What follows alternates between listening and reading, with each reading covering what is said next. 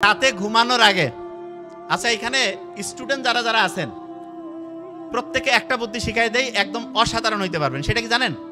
রাতে ঘুমানোর আগে ধরেন যে একজন বললো যে তখন বিজনেসম্যান হবে, তুমি বিজনেসম্যান হবা এটা ঠিক না, তুমি বিজনেসম্যান হয়ে গেছো এটা চিন্তা করবা যে ভাই এটা আবার কেমন কথা। হ্যাঁ শুনেন, যে যেটা হইতে চায় সেইটা হয়ে গেছে সেইভাবে চিন্তা করবে। মানেটা কি?